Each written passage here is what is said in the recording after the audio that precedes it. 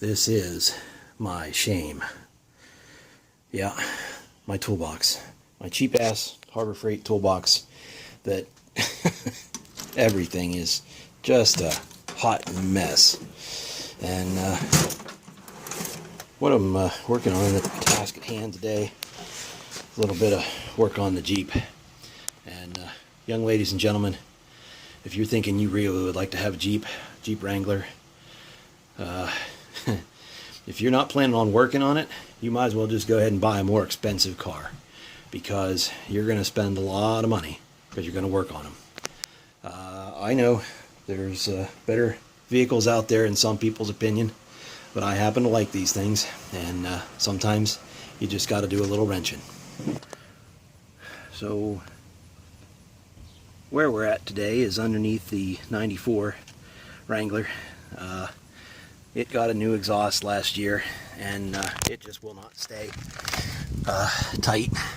And working out here in the street, when you're doing vehicle maintenance and you're going to have it up in the air, good jack stands. Don't just rely on the jack. It's not a good idea. And a mechanic's creeper is a big help. Why, Mark, are you out here working in the street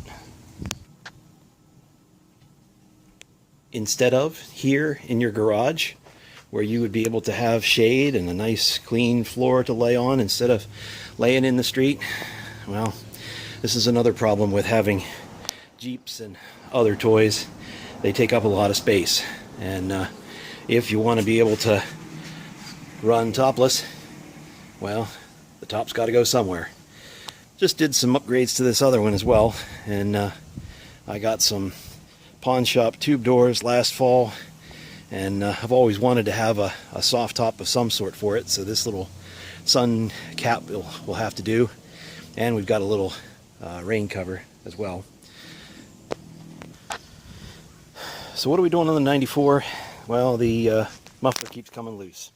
So old hack trick, I pulled her back off, undid the clamps, took the grinder and put a little relief cut in there so that it'll clamp just a little bit tighter, and hopefully she'll stay tight and she won't leak.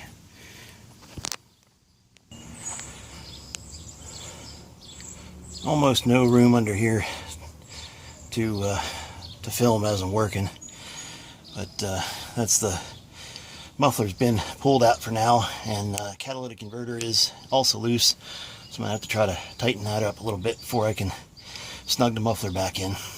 We'll get you when the job's done. We'll give you a look. All right, we got her back in place, and well, we'll snug her back up, and she should be purring like a kitten. We got to get it inspected this week. Luckily, my inspection guy's got not too tough. And if your Jeep ain't leaking, you better check the fluids, because it probably ran out. Another tip for anybody who's thinking about buying one.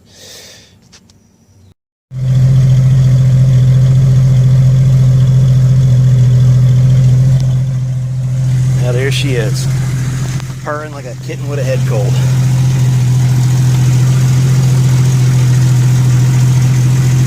Still leaking though.